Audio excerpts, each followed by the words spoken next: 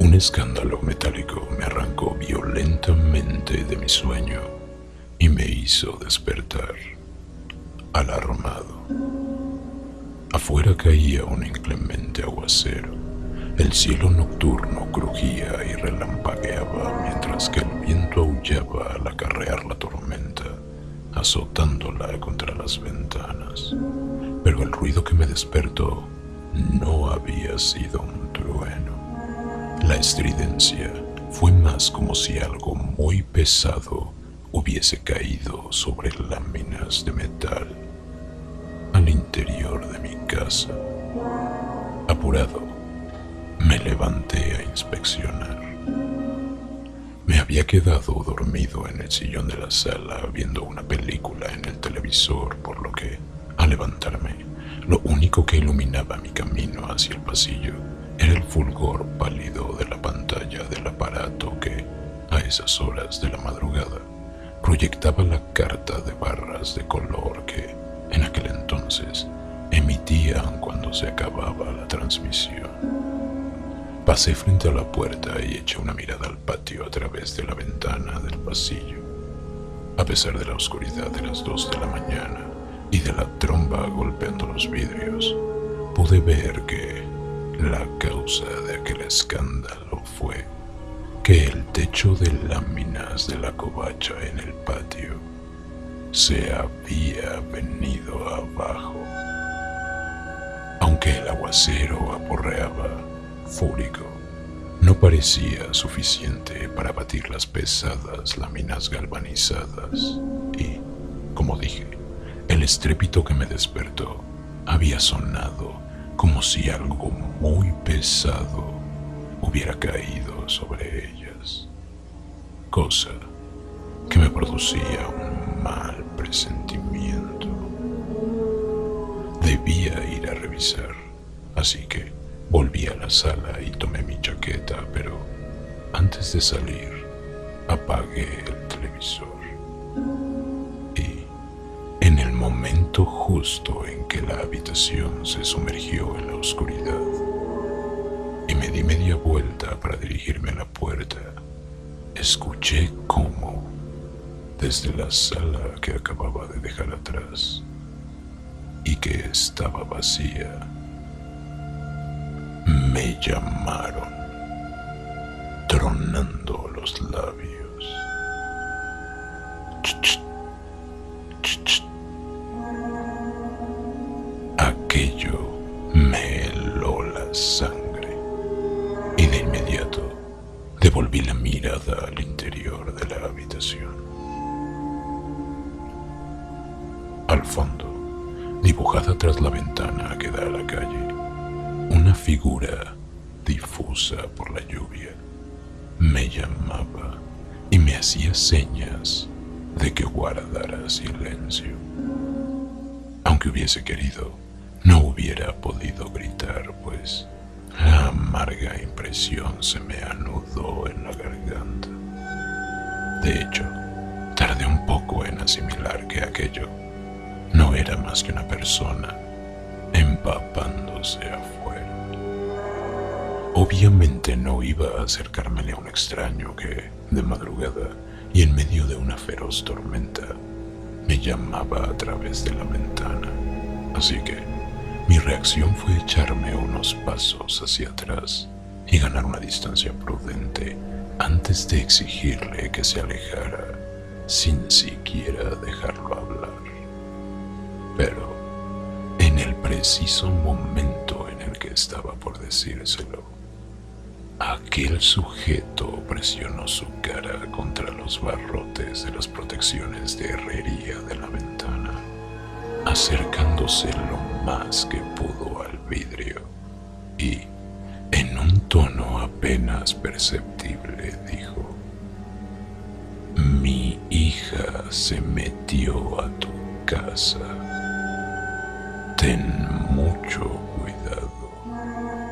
Escóndete y no hagas ruido o va a encontrarte».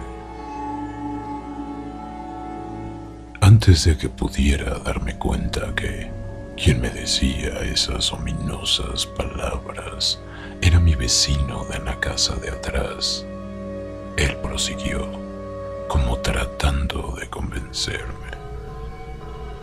Mi hija está enferma, como de rabia, pero peor.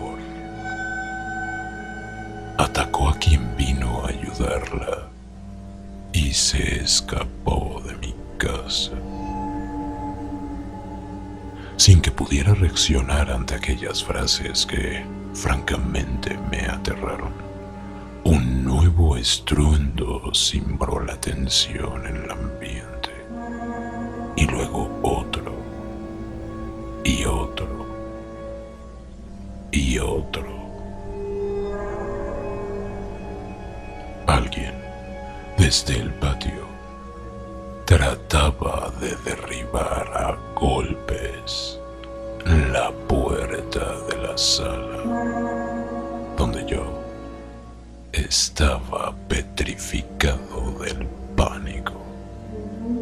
Cada golpe sacudía escandalosamente la herrería de la puerta, al punto en que temía que en cualquier momento cedería ante los furiosos ataques. Mientras que mi vecino en la ventana gritaba desesperado que saliera de ahí, que debía de resguardarme y que no debía dejar que me alcanzara, o no viviría para contarlo. El aporreo terminó por desoldar una de las placas de fierro de la puerta que, si bien no era lo suficientemente grande para dejar entrar a aquella bestia colérica, le permitió asomar la cabeza. Y entonces la escena se tornó aún más torcida e inexplicable, pues aquella no era la cabeza de un monstruo enorme y deforme, como sus vigorosos aporreos supondrían, sino la cabeza de una pequeña niña de no más de 9 años, que, no por ser una niña, era menos amenazante y aterradora, sino todo lo contrario. La niña actuaba como un animal rabioso y con una fuerza descomunal, incongruente con sus delgadas extremidades. Luchaba desesperadamente por abrirse paso a través de la puerta para llegar a mí, mientras que el padre de aquel pequeño monstruo gritaba que huyera de ahí, pero no había por dónde escapar. No podía correr hacia mi alcoba y atrincherarme allí adentro, pues el único camino era a través del pasillo y tendría que sortear a la bestia que atravesaba la puerta. Por otro lado, las aberturas entre los barrotes de las protecciones fuera de la ventana eran demasiado angostas como para que pasara a través de ellas. Así que estaba atrapado. De pronto, en una de sus embestidas, otra de las placas de fierro de la puerta se desprendió del armazón y dejó un hueco lo bastante grande como para que la pequeña niña rabiosa se abriera a paso. Y entonces pude verla a detalle. Aunque, como ya he dicho, era una niña, en aquel ente no había ni rastro de humanidad.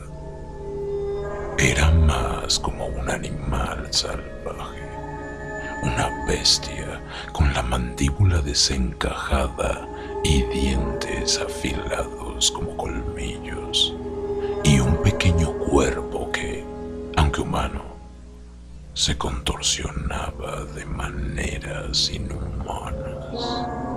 Y así, De aquel modo aberrante y amenazante, se dirigía directo hacia mí. En pánico e incapaz de reaccionar, trataba de protegerme con las cortinas, aferrándome fuertemente a ellas.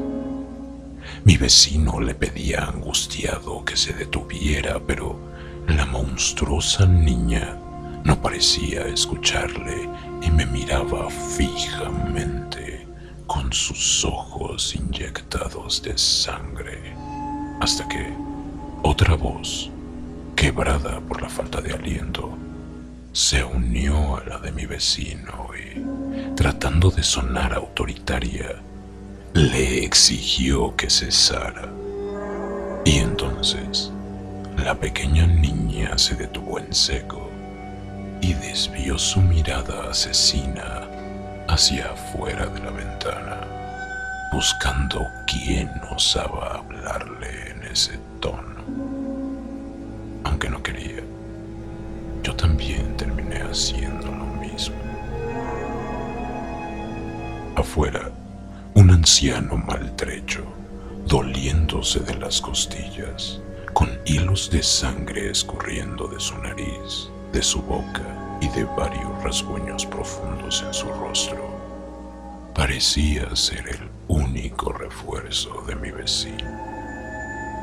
El alzacuello blanco en su garganta contrastando con su traje negro, y el hecho de que sostenía un triste crucifijo de madera con la misma seguridad de quien empuña un rifle de asalto, dejaba claro que aquel anciano era un sacerdote.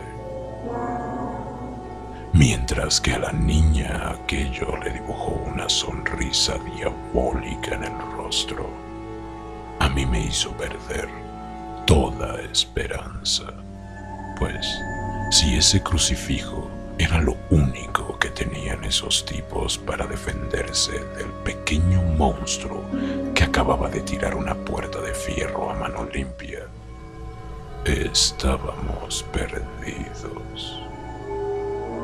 Sin siquiera reconsiderarlo, la niña torció su cuerpecillo como lo haría un reptil y, descartándome, dirigió su atención hacia el clérigo, su nueva presa. En ese momento, el anciano sacerdote la encaró y comenzó a entonar unas cuantas frases que sonaban como latín y que, aparentemente, le hacían cosquillas a la niña infernal, pues de muy profundo en su garganta salió la carcajada más cavernosa y malintencionada que alguien haya escuchado jamás. Por suerte fue breve, puesto que no tardó en darse cuenta que, de repente, se hallaba completamente inmovilizada. Parecía que los rezos surtían efecto, lo que transformó su risotada macabra en un gruñido aterrador. Y luego la voz cambió, y en el dulce tono que se correspondía al de una niña de su edad, le gritó a su padre que aquello dolía y que lo hiciera parar.